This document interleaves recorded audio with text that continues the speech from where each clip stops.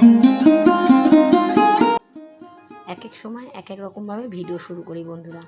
সকালবেলা দেখো প্রত্যেক দিনই আমার একটা অভ্যাস, ছাদে আগে যাব, গোপাল সোনাকে দেবো, ছাদে যাব। গায়ে একটু সকালে রোদটা লাগানো ভালো, তো যখনই যাই কিছু কাজকর্ম নিয়ে যাই। তো চলো পায়রাকে আজকে দেবো বিস্কুট, কারণ কালকে রাত্রে এত গরমে না আর রুটি করতে পারছি না। তো কালকে রাত্রে আর রুটি করিনি যেহেতু, তো বিস্কুট দিয়ে দিচ্ছে। আর দেখো একে একে এবার আসতে শুরু করলো, সবে একজন আসলো। আজকে একটু তাড়াতাড়ি এসছি। পায়রাকে খাবার দিয়ে নেক্সট কাজ হচ্ছে আমি গোপাল সোনার জামা কাপড়গুলো কেচে দিলাম, কারণ কালকে ছিল বুধবার, বৃহস্পতিবারে অনেক কিছুই বেরায়, মা লক্ষ্মীর কাপড় জামা, তারপরে এক্সট্রা কিছু অনেকটাই থাকে। আর ছাদে এসে কাজ করতে না আমার বেশ ভালো লাগে। সকালের এই মিঠে রোদটা গায়ে লাগানো কিন্তু খুব ভালো।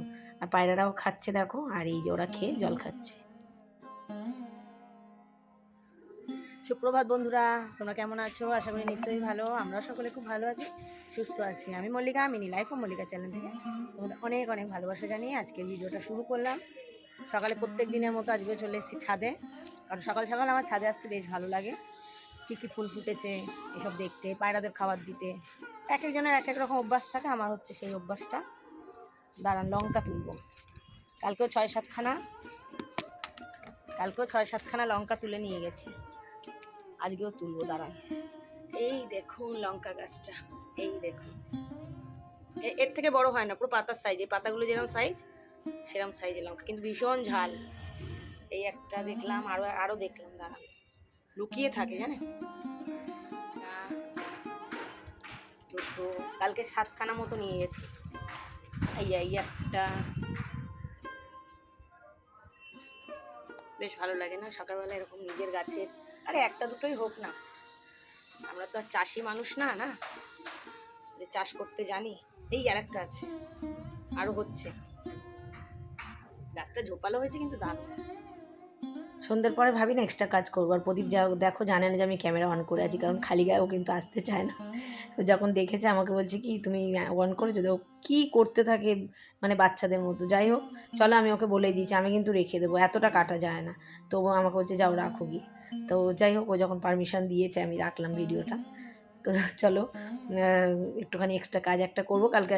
আমি ভাবি কি রাত্রিবেলা করবো জানো তো, কিন্তু বিকেলের পর না আর কাজ বেশি করতে ভালো লাগে না। সারাদিনই কাজ থাকে, সারাদিনের কাজকর্ম দেখাতে গেলে ভিডিও বড় হয়ে যাবে, আর ভিডিও এমনিই লোকে দেখতে চায় না, আর ওই দেখবে না। এখন অ্যাকচুয়ালি ছোট ভিডিও করলে সবাই একটু ফলো করে, কারণ সবারই ব্যস্ত লাইফ, তাই না? কার কতক্ষণ সময় আছে এত কোটি কোটি লোকের মানে ভিডিও দেখা। এখন সোশ্যাল মিডিয়ায় সবাই কিন্তু অ্যাক্টিভ, মোটামুটি সবাই কম বেশি নিজের প্রতিভা তুলে ধরছে। একটা যখন অপশান আছে, আমি মনে করি খুবই ভালো। ওই বাজে মন্তব্য, বাজে গসিপ না করে, বাজে সময় নষ্ট না করে নিজের যেইটুক যা প্রতিভা আছে তুলে ধরাই ভালো। যার যেটা আছে, এই যে আমি নিজেই যেমন দেখো, আগে ইউটিউবে আমি কিছুই জানতাম না, অনেক বছর ধরে লোকের ভিডিও দেখেছি, খুব ভালো লাগতো তাদের ভিডিও দেখে, অনেক কাজকর্মও শিখেছি, তারপরে এইসব শিখেছি। কিন্তু কোনো দিন আমি ভাবতে পারিনি যখন সোশ্যাল মিডিয়ায় কাজে নামলাম যে আমি একদিন এডিট শিখে যাবো, আমি ভিডিও ছাড়তে পারবো, আমি লাইভ করব। এই আর কি, বুঝলে? সবই অভ্যাসের দাসী মানুষ, এই আর কি, বুঝলে? ওইদিকে ড্রেসিং টেবিলটা কিন্তু এখন গুছাইনি, বার করে রেখে আসলাম, ঝেড়ে টেড়ে রেখে আসলাম, পরে করব। কারণ প্রদীপ যতক্ষণ ঘর দিয়ে না বেরোয় না আমার কাজ হয় না। আর আমার না ঝাড় দেওয়ার সময় না কেউ যদি ঘুরঘুর করে না পায়ে ভীষণ বিরক্ত লাগে। ওইদিকে ডিম সেদ্ধটা বসিয়ে দিলাম, এই লাল ডিমগুলো না সেদ্ধ খেতে বেশ ভালো, একটু হাই প্রোটিন ডিম ওইটা। তো ওইটা সকালে সেদ্ধই খাই, ওটার আর তরকারি খাই না, একটু দামটাও বেশি নেয়। তো রোজ খাই না যদিও, কারণ হাই প্রোটিন খাবার রোজ খাওয়াটা উচিত না, বা এই যা গরম পড়েছে। তো ডিম সেদ্ধটা বসিয়ে ঘরটা ঝাড় দিলাম। ও গেল একটু, ছোটো মেয়েকে পড়তে গেছে আনতে, ব্যাস এই সুযোগে আমি তাড়াতাড়ি ঘরটা ঝাড় দিয়ে নিলাম, ভীষণ পায়ে ঘোরে। যাই হোক চলো, তো যেটা বলছিলাম, ইউটিউব করতে গেলে জানো তো বন্ধুরা, ইউটিউব নিয়ে কিছু কথা বলবো তোমাদেরকে। জানি সবাই জানে, সবার আগে যেটা ভাঙতে হবে, কে কি বললো, কে কোন দিকে কি বলছে আমার নামে, আমি ভিডিও করছি বলে লজ্জাটাকে ভাঙতে হবে। এই জিনিসগুলোকে কিন্তু মাথায় আগে রাখতে হবে, তারপরে তুমি কাজে নামো। আমি মনে করি এডিটিংটা শিখতে হবে, প্রপার সব কাজ শিখতে হবে। অনেক ভিডিও ছাড়া আছে, তাদেরকে দেখে সমস্তটা শিখেই কিন্তু নিজের একটা পথে নামাটা ভালো আমি মনে করি। কারণ নিজে কিছু না জেনে না শিখতে গেলে না মানে পরের ভরসায় থাকলে দেখো একদিন দুদিন তোমাকে করে দেবে। আমার যেরকম আমার বড় মেয়ে আগে করে দিত সবটাই ভিডিও ভয়েস দেওয়া আমি পারতাম না জানো। মানে আমার পাশে বসে গরমের মধ্যে, যখন গরমকাল জানোই তো যারা ভিডিও করো, তো জানি না ও হয়তো বিরক্ত হয়নি, কিন্তু আমি মা হয়ে ভাবতাম কি ও হয়তো বিরক্ত হচ্ছে। তারপর আস্তে আস্তে অনেক দিদির ভিডিও দেখলাম, ও যখন এডিট করতো বসে বসে দেখতাম, দেখে দেখে কিন্তু আমি শিখেছি।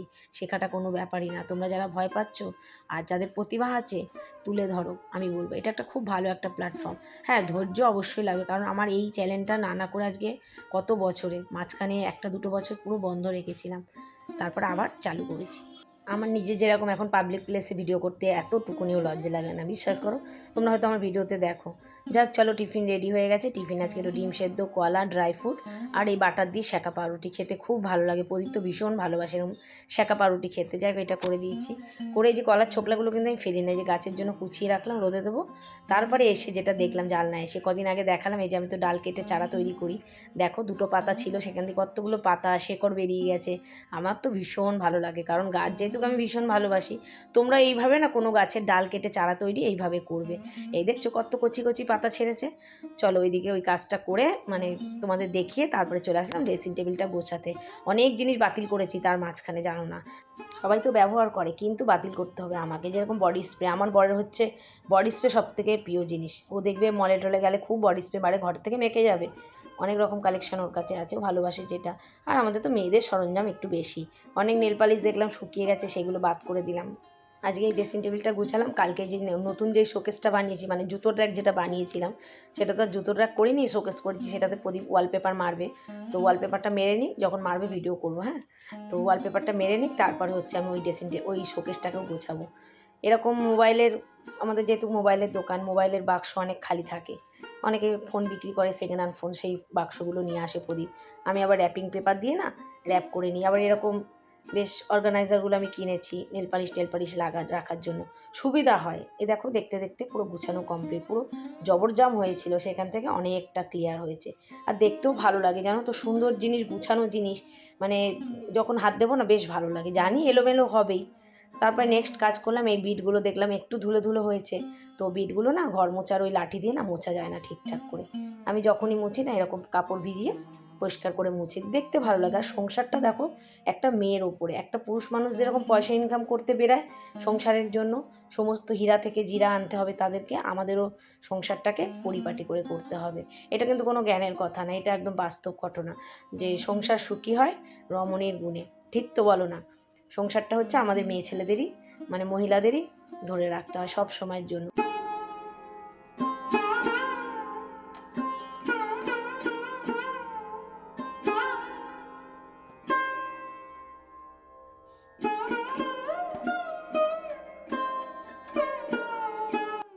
আমি আজকে নিজের বাড়িঘর হয়েছে বলে না, 15 বছর রেন্টে ছিলাম। তারপরে গিয়ে আজকে 6 বছর হয়েছে এই ফ্ল্যাটটা আমি কিনেছি। তো যখন ভাড়া থাকতাম না, ভাড়া ঘরও আমি এরকম যত্ন করে রাখতাম। প্রত্যেকটা বাড়িতে আমি কাজের প্রশংসা পেয়েছি। এটা আমার নিজের কথা না, দেখো তোমার প্রশংসা তুমি নিজে করলে সেটা প্রশংসা হয় না, অপরে যখন করে সেটাই কিন্তু প্রশংসা। আমি তো এটাই জানি।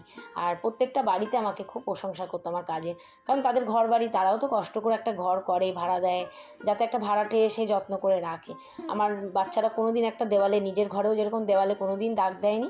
আমার এই ফ্ল্যাটে যখন এসেছি, আমার ছোটো মেয়ে কিন্তু যথেষ্ট ছোট ছিল, মানে যথেষ্ট ছোট ছিল। যদিও আমার ছোটো মেয়েটা এখনও ছোট রয়েছে, ও জানি না কবে বড় হবে, সবাই বড় হয়ে যাচ্ছে ওর কাছে।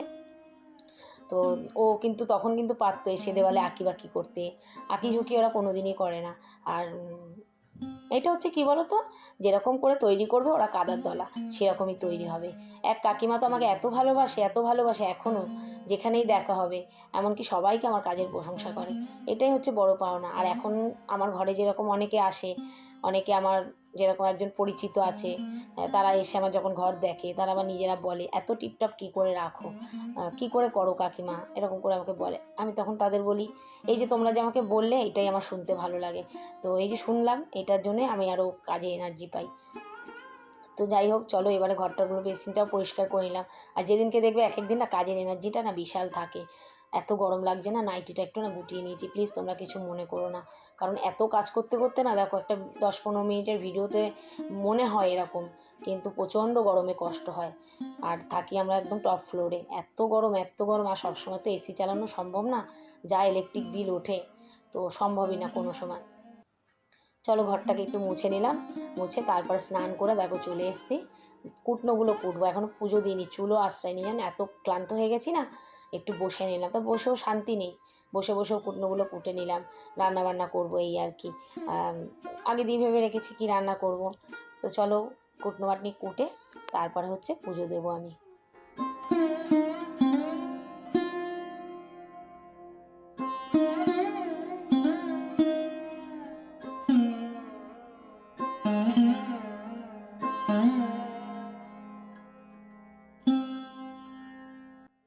চলুন, রান্না বসিয়ে দিয়েছি। স্নান করে উঠে এত হাঁপিয়ে গেছিলাম, পুজো দিতে বসার আগে বসে বসে, ওই বসেও শান্তি নেই জানেন, বসে বসে একটু কুটনোগুলো কুটলাম ছুরি দিয়ে। তো চলুন, এখন রান্না বসিয়ে দিয়েছি। একটু রুটিনটা না চেঞ্জ করতে হবে, ভাবছি রাত্রিবেলা ঠিক করে রাখবো কি রান্না করবো। হয় না অ্যাকচুয়ালি, যারা অফিস কাছারি করে না তাদের দেখবেন এই জিনিসটা খুব ভালো হয়। আগে যখন আমার হাজব্যান্ড অফিসে চাকরি করতো, কাজ করতো, তখন সিস্টেম ছিল ভোরবেলা উঠে রান্না করতাম। আর যাদের এই ব্যবসা পাতি না তাদের হয় না, যতই ভাবি যে রাতে কিছু ভেবে রাখবো, গরম হয় না। কিন্তু এই যা গরম পড়েছে, নয় রাতে রান্না করে রাখতে হবে, নয় সকালে উঠে আগে রান্নাটা সেরে নিতে হবে। যাক চলো, সিম্পল রান্না করব।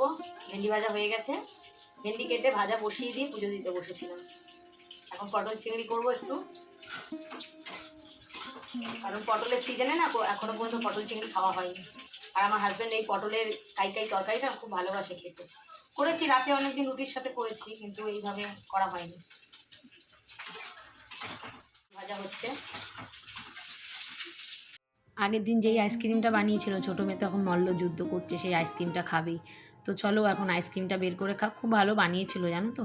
তো আমার এদিকে দেখো পটল চিংড়ি মোটামুটি রেডি হয়ে গেছে, কষানো হয়ে গেছে। আর পটল তরকারি খেতে আমারও ভীষণ ভালো লাগে, আর খুব ভালো হয়েছিল। চলুন বন্ধুরা, একটু গুছিয়ে নিচ্ছি। সন্ধেবেলা, সন্ধে নেই, 7:30 বাজে। যাবো হচ্ছে বড় মেয়ের চোখের ডাক্তারের কাছে, কারণ ওর চোখটা একটু প্রবলেম করছে। আর কালকে আমি না ওই খাটের মধ্যে চশমাটা রেখেছিল আর বসে পড়েছি। আর ওর তো আমার থেকেও বেশি পাওয়ার, টিউশন পড়ায়, বাচ্চাদের পড়াতে যায়, চশমাটা খুব দরকার। তো আজকে ভেবেছিলাম আমার ডাক্তারের কাছে যাব, কারণ আমার এই হাতে না এখান থেকে শুরু করে পুরো হাত খুব যন্ত্রণা। তা ওইদিকে নাম লিখিয়েছে।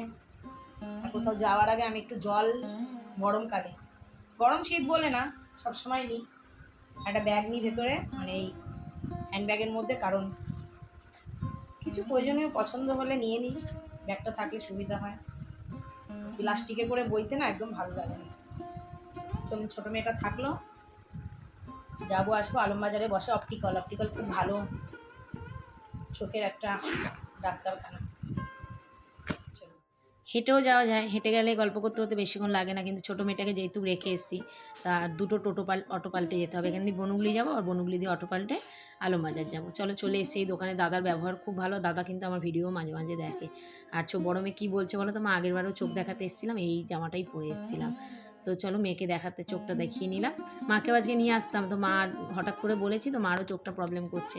তো মা বললো অন্য দিন যাবো। তো জেনে আসলে মঙ্গলবার খুব ভালো একটা ডাক্তার আছে, মঙ্গলবার মাকে নিয়ে যাবো।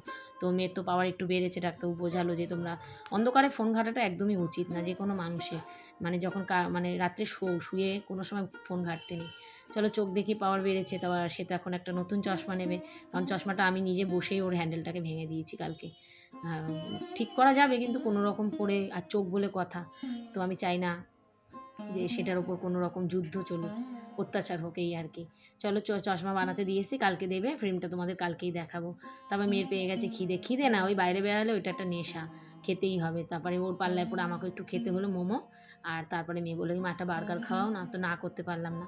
চলো, আজকের ভিডিওটা আমি এখানেই শেষ করলাম। ভিডিও কেমন লাগলো জানাতে ভুলো না। ভিডিও ভালো লাগলে লাইক কমেন্ট শেয়ার করে পাশে থেকো। সবাই সুস্থ থেকো, ভালো থেকো, সাবধানে থেকো। আবার দেখা হবে কালকে, টাটা।